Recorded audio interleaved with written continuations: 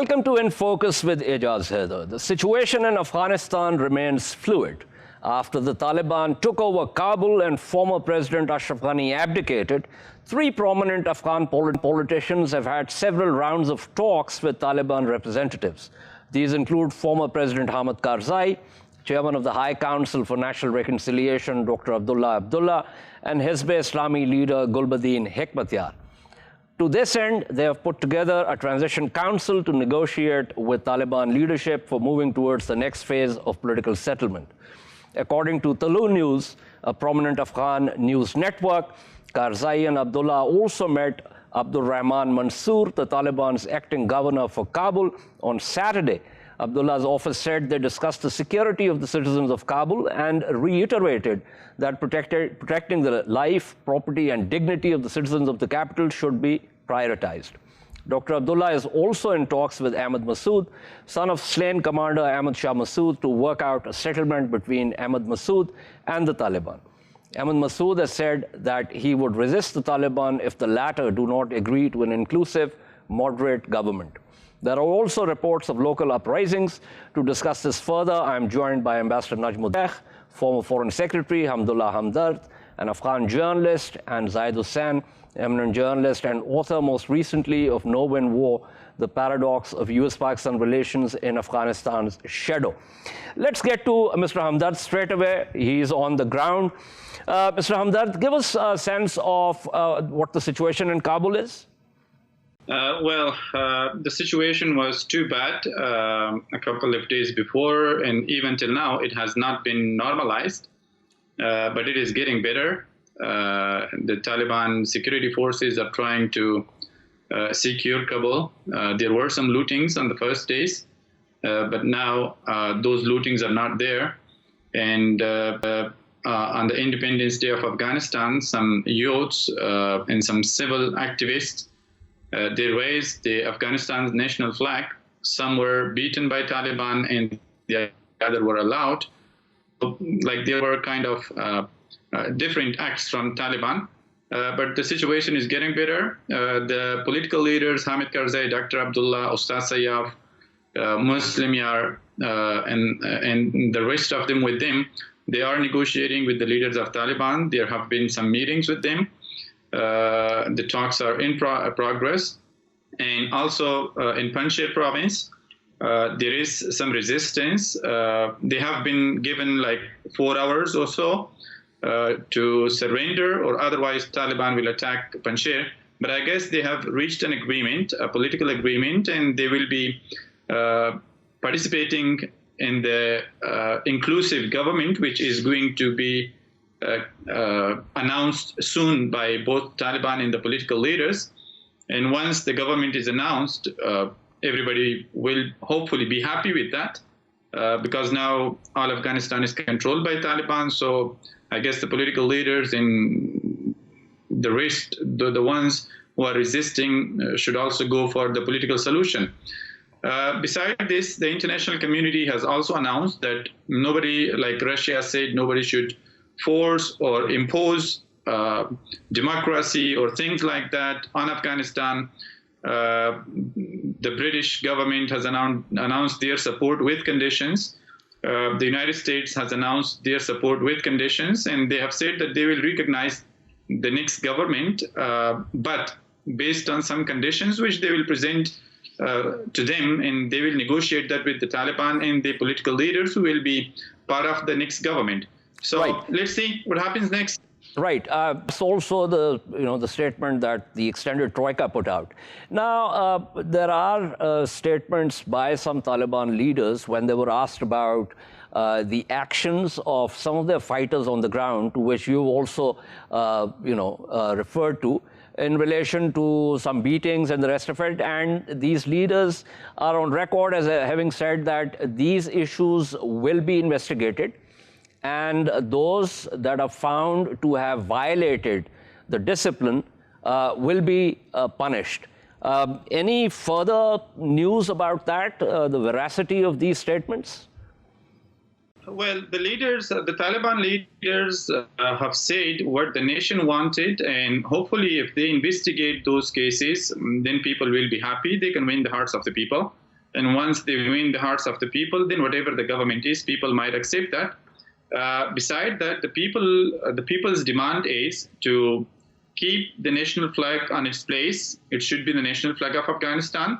They do respect the flag of the Taliban, the white flag, but the national flag should remain the same. Beside that, women are very much worried because some women workers, they were not allowed to their jobs who were working with RTA, the Radio Television Afghanistan, which is the national TV of Afghanistan. However, to the private sector, like Tolo News and other TVs, the private TVs, women were allowed to go to their jobs. Besides this, women who are teaching or who were teaching at the universities and who were teaching at schools and those who were working at offices, they are also worried. The Taliban fighters or the security forces, they even do not talk to the women. Yesterday, 2 women were going to Office of Administrative Affairs, to the presidential palace for their job, to attend their duty. The Taliban soldiers did not allow them to enter the office. And beside that, they were even not looking at those women. They were kind of feeling shy. Like they said, we could not look at you, or we could not talk to you. Please just go back to your homes and don't come to office anymore. So I hope whatever the Taliban leaders say, that is also implemented in the low level, and the fighters or the soldiers know that they should respect the women. They should respect women's rights. If women's rights are not respected, then I guess the international community will not recognize Taliban globally. What is your sense? Because there are 3 things that the Taliban obviously need very badly.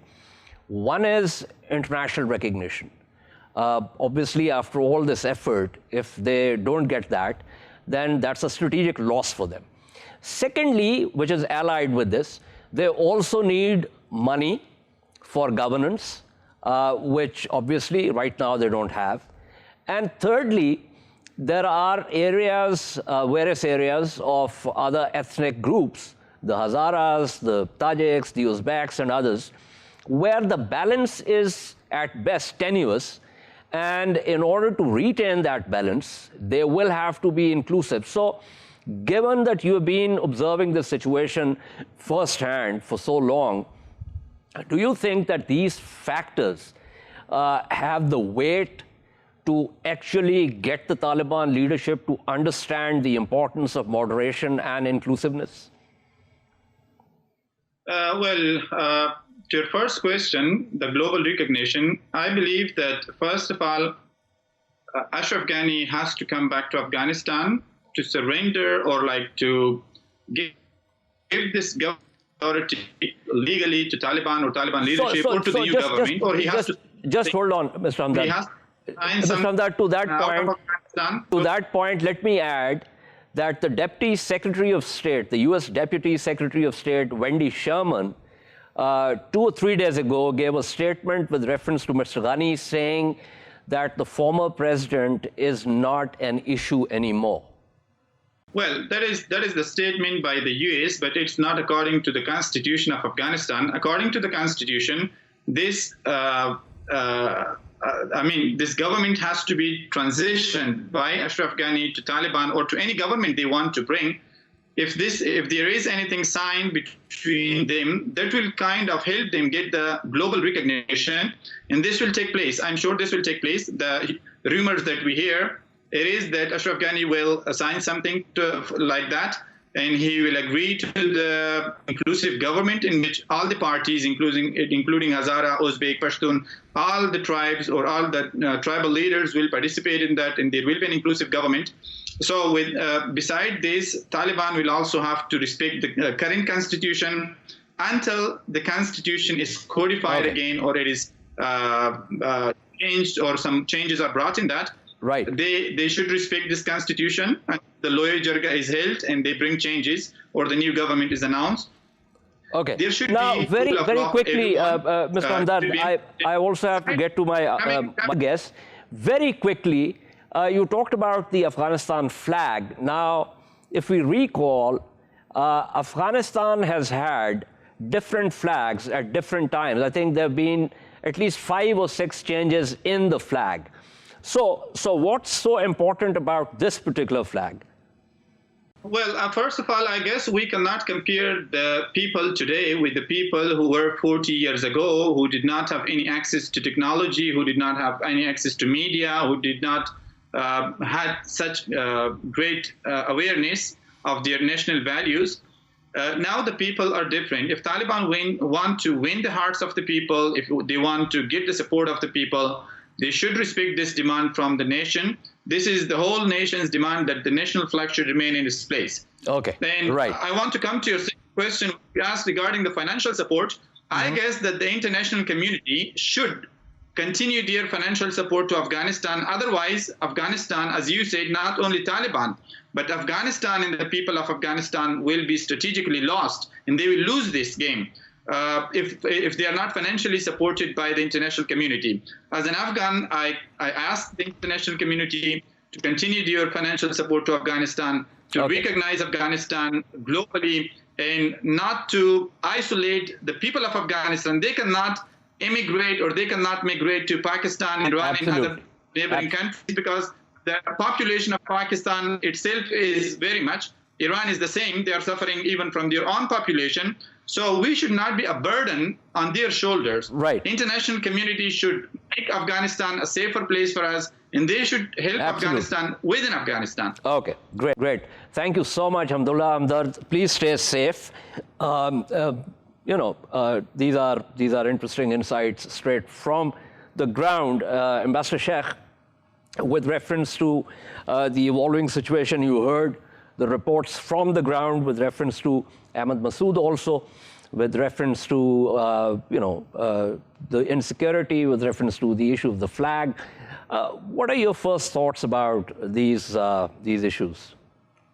Well, I've listened with great attention to Mr. Hamdullah Hamdard because I think he's the man on the spot and he knows the situation there perhaps better than we do. But some questions do arise with regard to the demonstrations on the 19th of August with regard to the flag.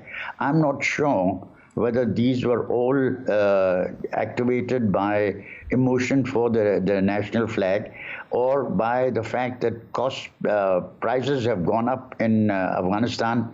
The Afghani is really losing its value very quickly, and people are really apprehensive about how they will be able to buy the things that they need, vegetables, food, oil, etc., all of which apparently are in short supply. I think that part of the anger that was reflected in the crowds that gathered and that were not particularly welcomed by the Taliban may have come from this particular factor. And that brings me to the real point I want to make, and which Mr. Hamdard made quite eloquently, that assistance to Afghanistan must continue. Right now, the last figures that the governor of the Afghan National Bank gave out were that he has, or Afghanistan has, access to only 0.2% of the assets that are currently held in accounts abroad. That there was a shipment of dollars to come in, which also has been stopped at the last minute, and as a result, there's an acute shortage of cash in Afghanistan. Now, this is perhaps understandable in the context of what the Americans are seeking to do, but it is the one factor that will bring misery. The second, that if you seek to allow or encourage or facilitate the departure of educated Afghans, and frankly, many of them want to leave because they no longer feel safe. But if they do, how is the administration going to run? For the Taliban, they may be good spokespersons for public relations, etc., but their knowledge of administration is limited, and they did not, during their first period, I repeat, during their first period of rule in Afghanistan, they did not develop cadres, and such cadres as they did develop are 20 years later no longer going to be available. They'll probably need some of the educated cadre that existed in the previous administration. I'll come to that, Ambassador Sheikh. Stay with me. Before I go to Zahid Hussain, let me also welcome Irfan Yar. Mr. Yar is founder and managing director of the Afghanistan Security Institute. Stay with me, Mr. Yar. I'm just going to come to you. Zahid Hussain, give me your thoughts about this. And before you say that, let me quote the Reuters recent report. This was on Sunday, which said Afghanistan's new Taliban rulers imposed some order around chaotic Kabul airport, making sure people formed orderly queues outside the main gates and not allowing crowds to gather at the perimeter. Mr. Hussain.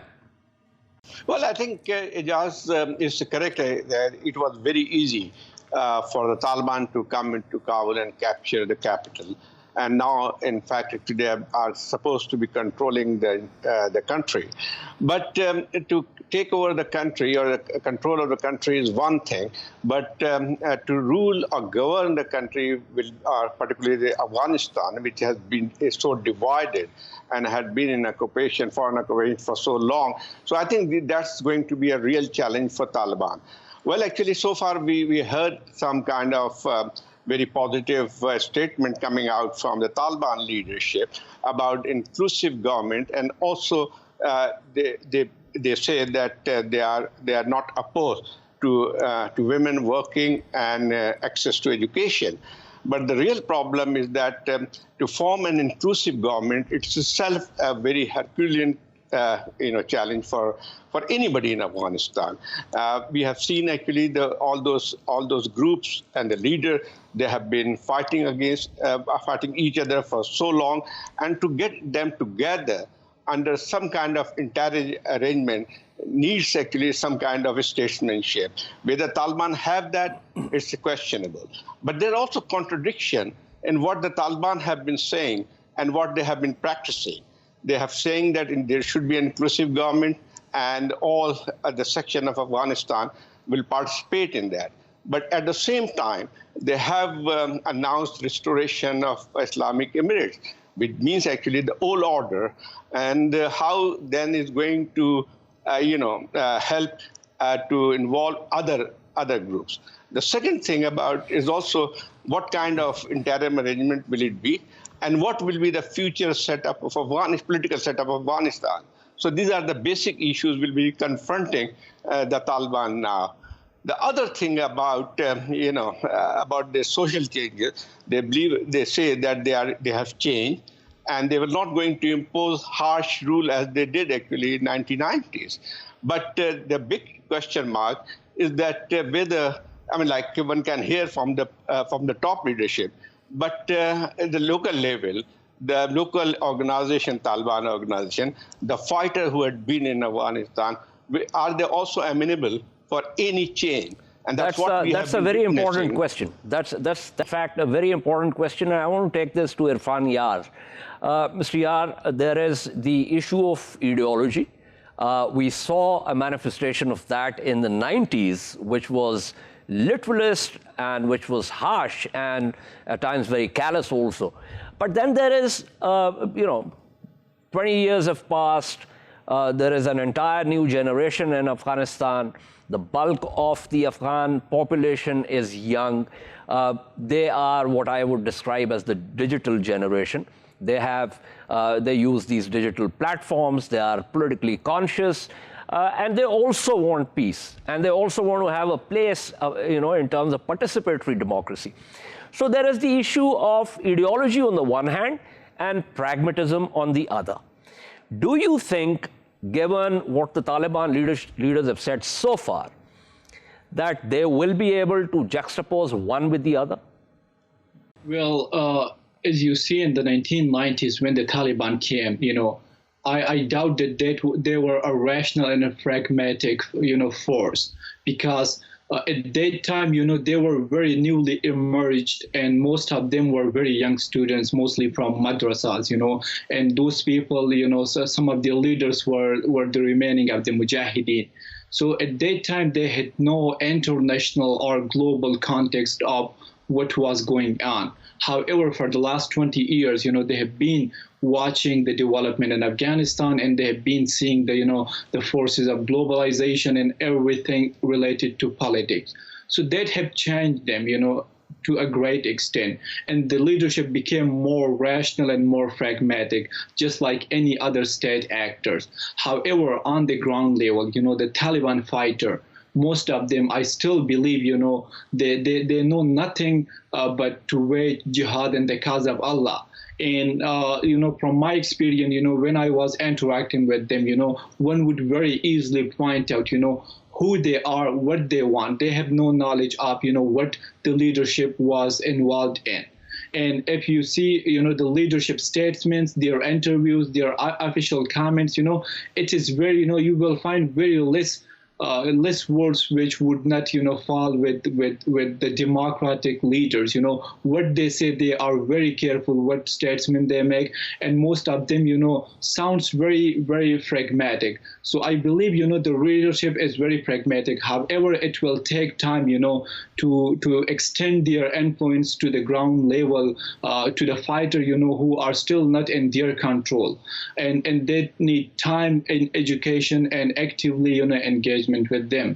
So right. The ideological difference is there within the Taliban organization. And coming back to your question, the Taliban leadership did say that Islam is a great religion. However, this kind of modification great, and we have everything for women law. It totally depends on their interpretation. So they, according to them, they say that they can coexist. Democracy and Islam. I mean that the right of women can be protected in Islam. There is no doubt that there are no rights. This is what they've been saying also, in terms of, yes, there are going to be women rights. However, within the Sharia. Now, that part within the Sharia is the tricky one, in the sense that, as you know, Sharia is not codified. There are lots of groups that interpret the Sharia in their own ways. For instance, Daesh has an even more literalist and regressive interpretation of the Sharia. So that bit is tricky. However, what we have seen on the ground, for instance, two examples. One is that in the private sector, media networks, we have seen that women anchors, news anchors and program anchors are still working. No one has stopped them from that. Even, more interestingly, some of their representatives went to an Imam Bargah in Kabul, stayed there, talked about the fact that everyone has the right to, perform their rituals, which is very different from what they did in the 90s. So does that inspire some confidence in terms of this evolution? Just you pointed very rightly, that these days they have been actively engaged even with women anchor, which was something impossible back in 1940 and 1990s.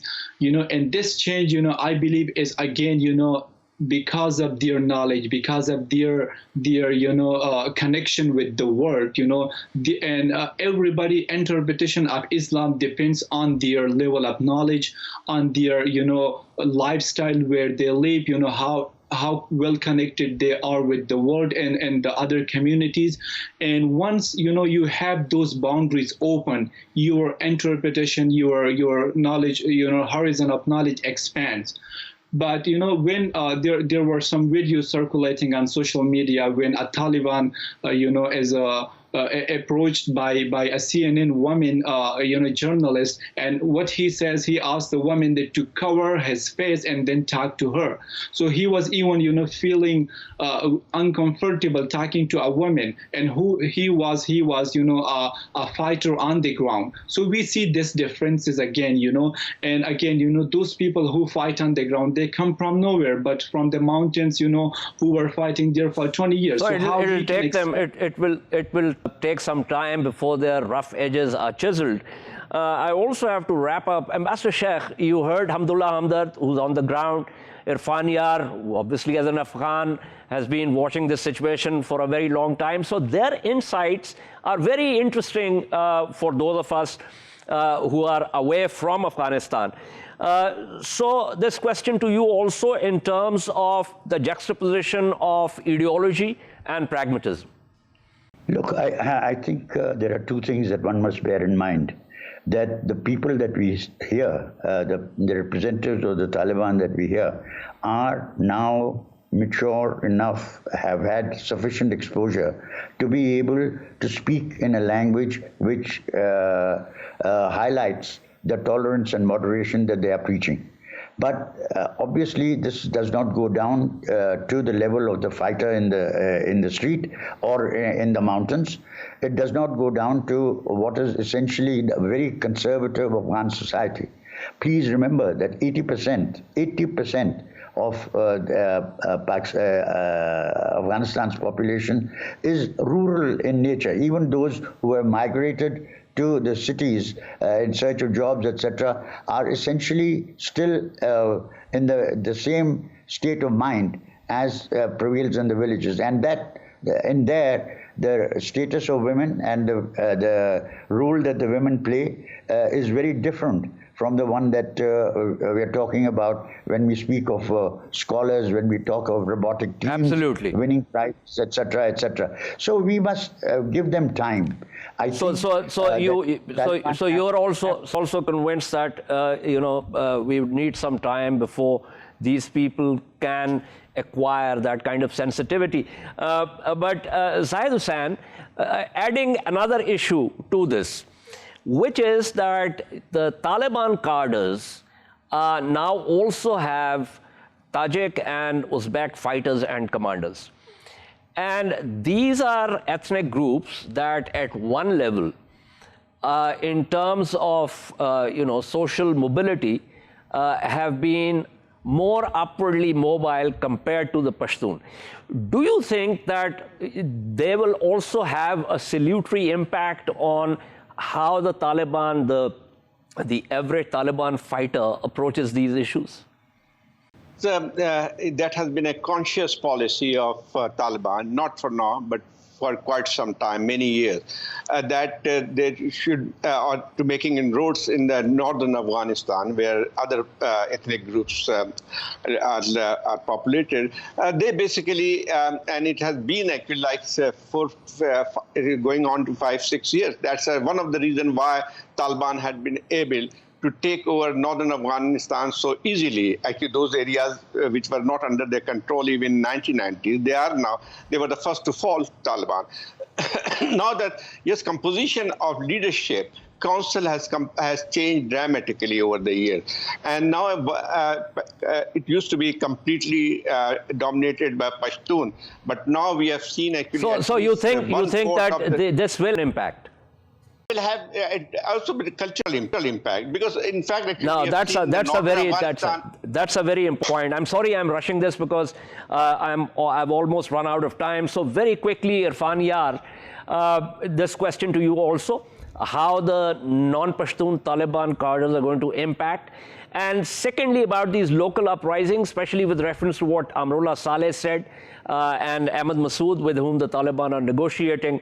Do you think that they really have the wherewithal or the will to actually fight?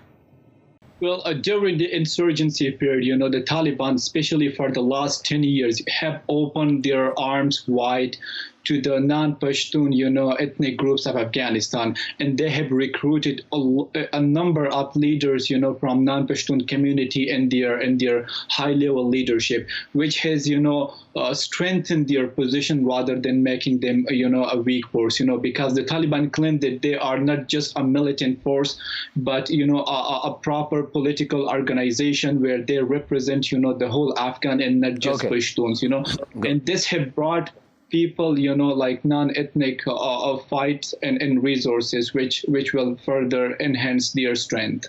Right. And quickly, this whole idea that there can be resistance and, like 3 districts in Baghlan have fallen back to the local resistance. This whole thing about Amrullah Saleh saying constitutionally, I am the president now, since the president has abdicated.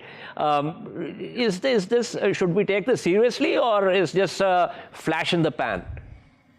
Well, I think for the Taliban, given the background that we have seen the rapid fall of Afghanistan, capturing a small province such as Panjshir or a few provinces in Baghlan, this would be a piece of cake for the Taliban. However, Taliban, especially at this point of time, want to, portray a peaceful image to the world. And they have sent, local leaders, to those rebellious or those who, are fighting the Taliban back. They want to end things with peace solutions.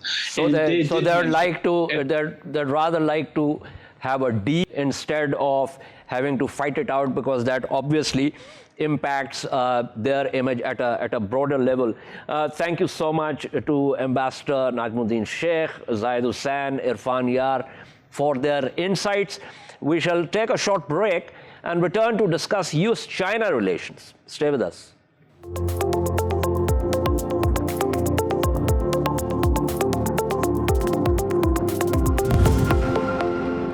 Welcome back to In Focus. U.S. President Joe Biden plans to nominate veteran U.S. diplomat Nicholas Burns to serve as U.S. ambassador to China, the White House said on Friday. Reuters reported that the choice of Burns, a retired career Foreign Service officer who served as Under Secretary of State between 2005 and 2008, marks a shift for the role of the ambassador to Beijing. The past decade has mostly seen the position filled by former politicians, not seasoned diplomats.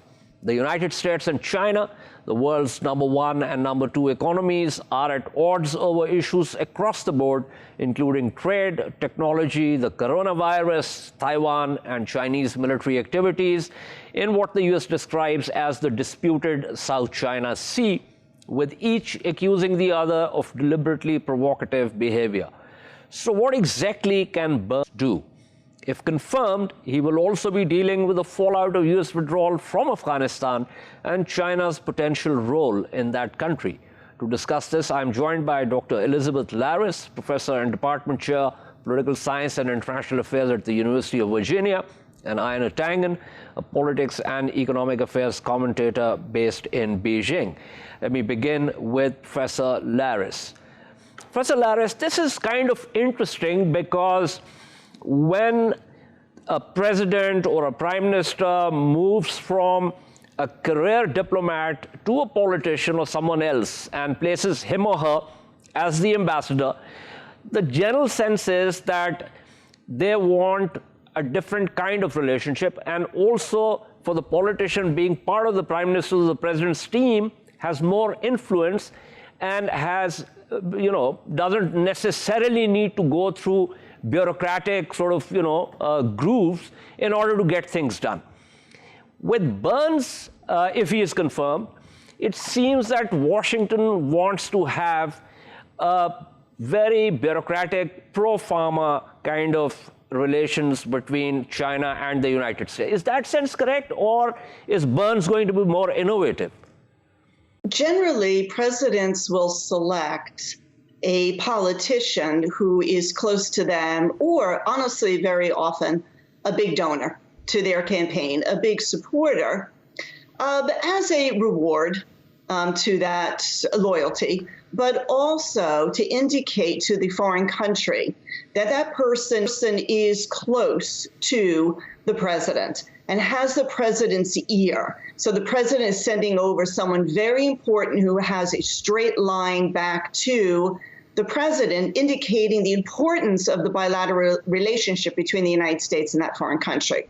However, the United States, presidents have selected career Foreign Service officers, as in the case of Nicholas Burns, in the past as well, when they need someone who comes in with really deep political, deep experience, diplomatic experience with other countries. And that's what Nicholas Burns has. He's going to, as the U.S. relationship with China appears to be deteriorating. If it doesn't deteriorate, it's plateaued, but it's plateaued in a pretty bad spot. And so President Biden's really reaching down deep into the diplomatic toolkit for someone who can really deal with the Chinese, because he's been around the block, he's literally been around the world, and he's also been ambassador, to NATO as well. And so he's been a career foreign service officer for 25 years, has tremendous experience, and will be able then to deal with the Chinese on a very, very important diplomatic level when there's got to be, there's going to be tension between the United States and China going forward. So you need someone who can deal with that tension in a very professional way. Right. So the appointment is essentially of someone who has immense experience of diplomacy, and yet, because he's not a diplomat, a serving diplomat now, he's also going to have the president's ear. So it's a win-win. I believe so. He's a good choice. As I said, he's been in a foreign service for 25 years, which is a nice long time. He was ambassador to NATO under President Bush and also ambassador to Greece under President Clinton. He was spokesman for DOD, Department of Defense under Clinton, and then under Secretary of State under Bush. So he served both Democrats and Republicans, indicating that this guy's not a partisan hack. Obviously, foreign service officers are not partisan hacks. They deal with whoever is president for whatever party. And he's also now executive director of the Aspen Study Group, where he organized a dialogue with the Communist Party school. And he has also taught, written, spoken, and about U.S.-Chinese relations. So he's not like a novice to China either. So he seems to be a very, very good pick. Right. Very quickly, another interesting choice seems to be, which the White House has indicated, is Rahm Emanuel as the likely ambassador to Japan. Yes, his name had been thrown around, a bit before President Biden came out with the nomination. That is a very interesting case, and there are some people, the more liberal wing of the Democratic Party is quite upset with Rahm Emanuel for some of the things that he did as mayor of Chicago. Also, Rahm Emanuel, if you remember, was chief of staff for President Obama. So he's very, very close to the Democratic Party, and he's been very, very active and very outspoken. It's a very interesting choice for Japan. Number one, because Rahm Emanuel is not known for being reticent. He's quite outspoken. He can be sharp and he can be foul-mouthed, which is kind of an interesting choice to send over to a country with a culture, prides itself on being very polite. But that, the United States already has a good relationship with Japan. We don't need to send a career diplomat there to smooth any ruffled feathers. We just need to maintain that relationship. I'm not sure Rahm Emanuel, is the best choice. He does succeed Caroline Kennedy, again, who, did not have deep Japanese experience. She was not a career foreign service officer. She was a political pick, a very, typical type ambassador. So that is a little bit more consistent. President Biden making a political choice regarding Japan. It remains to be seen if, however, Rahm Emanuel will make it through the nomination process. Right. Thank you so much. That's Professor Elizabeth Larris speaking with us. Aina Tangen, what do you think of Burns's appointment and what Professor Larris said in terms of why this might be the best choice? Well, I don't know that I would agree that he's the best choice. He certainly is a career bureaucrat. He's been in, as she kept saying, 25 years in the service. His last posting in the private sector was with an arms dealer. He does not have the kind of depth of experience in Asia that you would expect, especially if you're pulling from, he literally could have pulled from all sorts of people who have much more experience. Burns is somebody who's always been very centered on the European and Russian theater. He did have some kind of oversight of international things, but it's an unusual pick. And it's interesting is that China also picked an ambassador who is more focused on Europe. And then you have, Burns, who's also more familiar with Europe. It tells me that both sides anticipate that they're not going to make much progress talking to each other, but they will be talking quite a bit to Europe. That's very interesting. When you say that both sides think that they're not going to be talking to each other too much, what do you think are the reasons for the Chinese side to think that?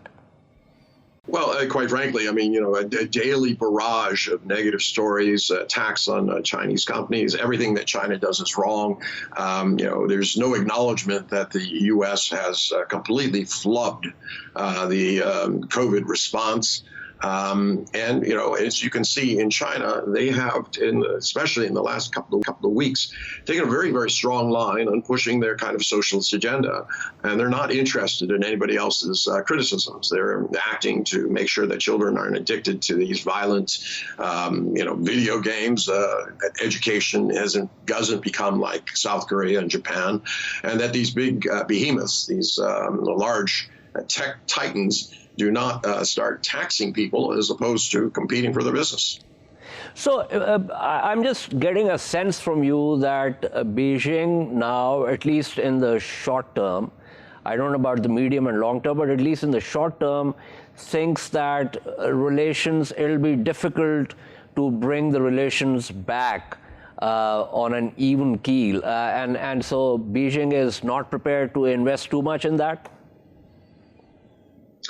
Well, I can't speak for the Chinese government, but, you look at what happened in Anchorage and what happened in Tianjin, and, it's clear China is taking a very, very different tack. They didn't sit meekly by while, they were castigated in Anchorage.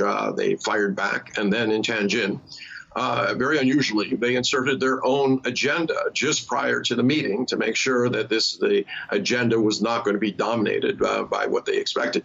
So this is showing a little bit of impatience on the Chinese side. They feel, if you talk to them, that they have been holding the door open, and yet it's been shut in their face from the other side on a very consistent basis.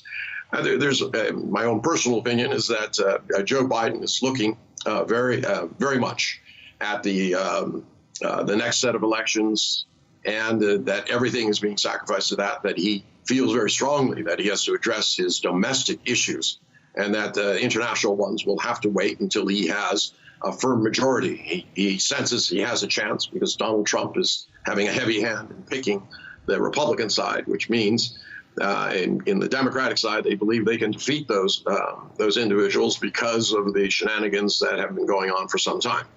So you don't think Biden is going to be a one-term president? Well, I don't know if he'll be a one-term president. I think that's going to have a lot to do with his physical capacity to hold the job. But I'm talking about the midterm elections that are coming up in 2022. It's most presidents lose, members support, Member Obama, etc. So you're talking about the legislature. He wants to reverse that. Okay. Yeah, okay. He needs domestic legislation. Okay. Thank you. That was Ayana Tangen speaking with us. This is all from In Focus this evening. We shall see you tomorrow at the same time. Keep following our latest updates on social media at indus.news. Good night and goodbye.